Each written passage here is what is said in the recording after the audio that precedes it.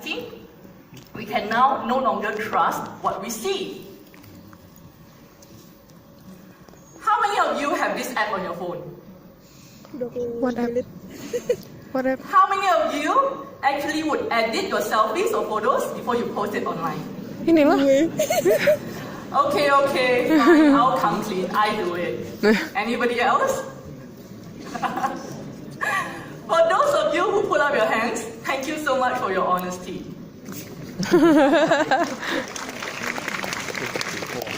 This is a photo I took of myself a few days ago, and now witness the magic. With a few quick clicks, I can actually change the shape of my face. I can put on makeup. I can make myself look a lot slimmer. And I can even elongate my legs. You don't believe me? Check this out. Oh. I can see quite a number of stunned faces in the audience, especially the guys. Guys, are you getting a bit worried now? So, recently, a famous dating app actually revealed that in order to make more matches, they would actually not show boy 1 to girl 1, who has a 90% match rate. Instead, they will show boy 1 to girl 2 and girl 1 to boy 2.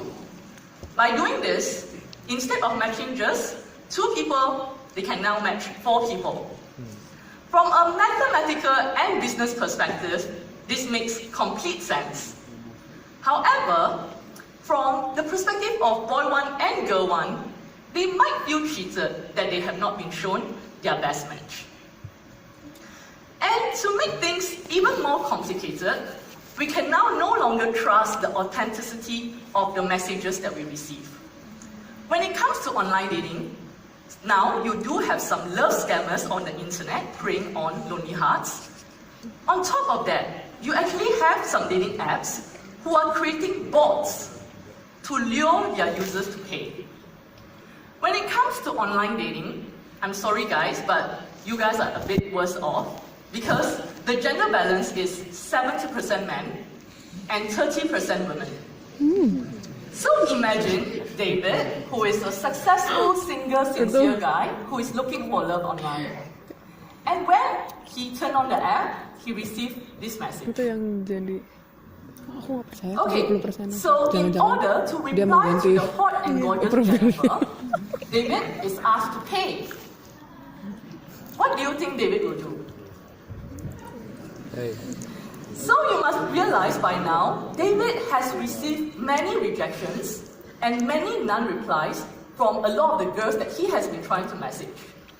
So like many guys, he would whip out his credit card and pay, only to be disappointed when he received radio silence. So a quick word of advice for guys out there. Guys, no sane, normal, logical woman would send this message as an opener.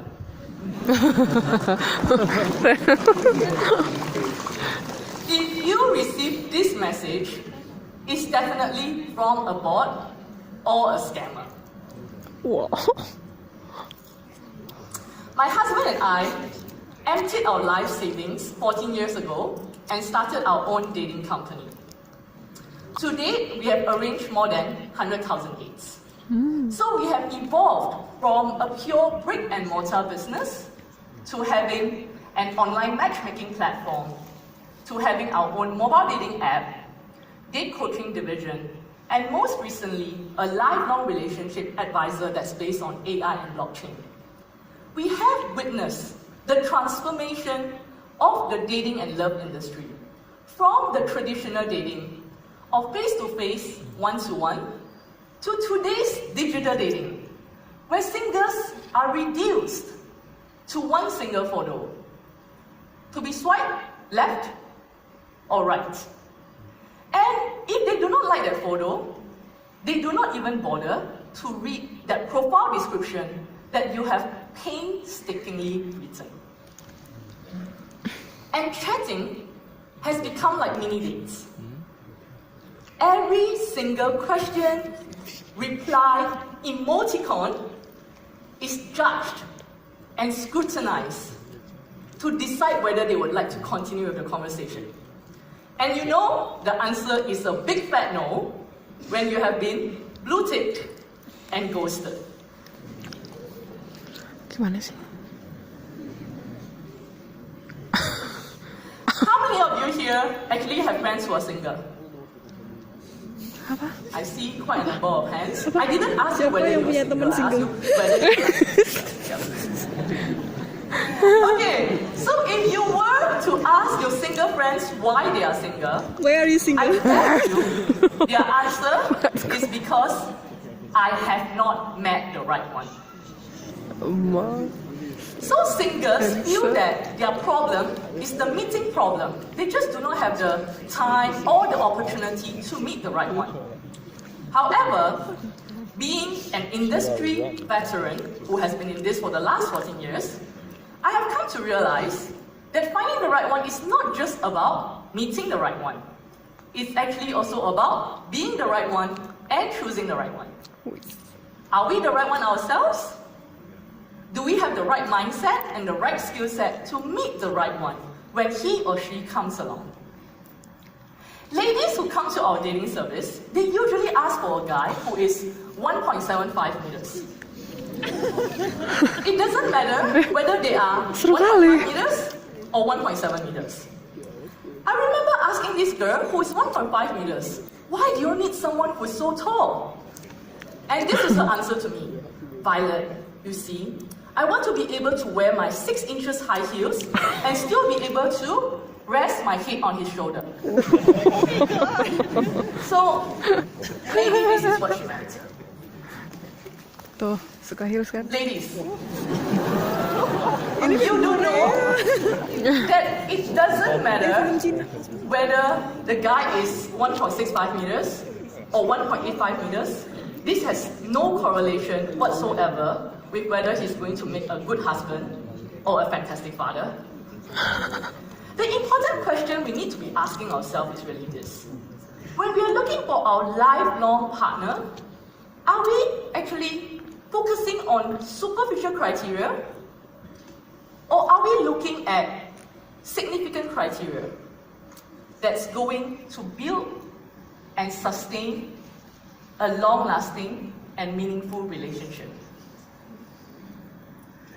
I would know all about superficial criteria. Growing up, I've always been criticized for my looks. My mom friends would say, look at her, her eyes are so small, like 2 small slits. Can find boyfriend or not? Look at her face, so many pimples. Can find it? Aduh. Being overweight, having an acne problem, and having small eyes did not help my self-esteem. At school, boys come to me not because they want to get to know me. It's because they want an introduction to my prettier girlfriends. When I was 15, my best friend, who is a guy, told me, if I'm a girl and I'm not pretty, I would rather die. I remember being increasingly upset and resentful. I felt that it was not fair. They did nothing to be beautiful and get all the attention, and I did nothing to look ugly and get sidelined. I eventually snapped out of my self-pity and decided to focus on what I can change rather than what I couldn't Stand-up change. comedy. So I focus on my communication skills, my public speaking skills, my leadership skills, and years later, even though I still look the same, but my self-confidence grew and I became comfortable in my own skin. When I went to pursue my studies overseas, I decided to run for president in a student society. And I remember on election day, I noticed this tall and handsome, eligible guy that I met a couple of days ago at a group dinner and shared a cab with sitting behind me. So I turn over and say hi. He looked at me blankly and said, "I'm sorry, but have we met?" I was utterly crushed. I couldn't believe he didn't even remember meeting me, even though we shared a cab together. But I decided to put on a brave face, continue with the conversation, and kept up with my positivity and confidence. A few months later, we bumped into each other again. And at this point, I was at the rock bottom of my physical eligibility. I was still overweight, and I was suffering from a massive pimple outbreak. And my friends at that point is constantly nagging me about my poor dress sense. And yet, this handsome, eligible guy, who some even say is the best looking senior in accounting and finance, asked me out for a date. Wow.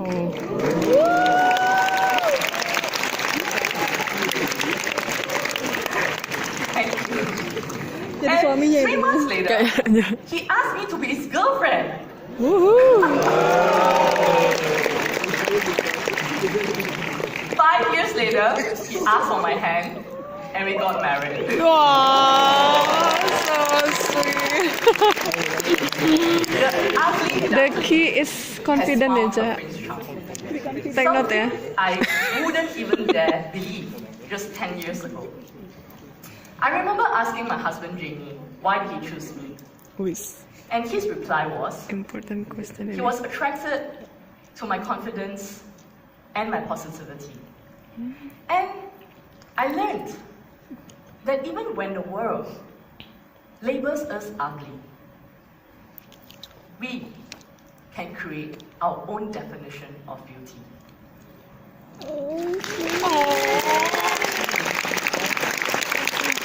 So inspiring ya. Today, Jamie and I have been married, or we have been together for 18 years, 2 months, and 20 days. Wow. Imagine if Jamie and I have gone onto a dating app. Imagine Jamie has seen me first as a photo. He would definitely have swiped left. Remember, he couldn't even recall the first time we met. I was just not his type. And we wouldn't have met, we wouldn't have dated, we wouldn't have gotten married, we wouldn't have started the family that we have started. We wouldn't have founded a dating company together. We wouldn't have created 100,000 dates. We wouldn't have coached thousands of singers. And we wouldn't have brought together thousands of happily married couples. Wow.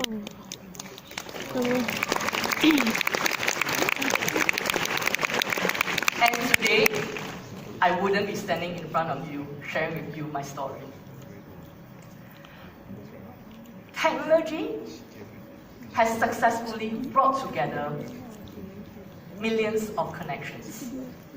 However, dating apps are corporations. The technology that they have created is meant to maximize revenues, profits, app usage, and to keep you online as long as possible. Strange as it might sound, but whether a single individual dater succeeds or not, that's not always their number one priority. At our offline dating service, we always ensure that each date is a blind date because we do not want our clients to be judged by photos alone. When you meet in person, you are no longer just another photo to be swiped left or right. You are no longer another pixel to be manipulated to be more attractive. When you meet in person, you are no longer attracting just based on your looks. You are actually attracting with your voice, with your personality, with your composure, with your personal story. Use technology for what it has to offer.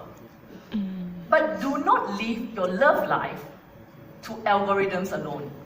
Do not get sucked into the vortex of swiping and chatting, because dating that stays online stays superficial. Stack the odds in your favor by meeting offline as quickly as possible, or explore alternative options for more face-to-face encounters. Because what dating apps and algorithms do not tell you is true love happens offline.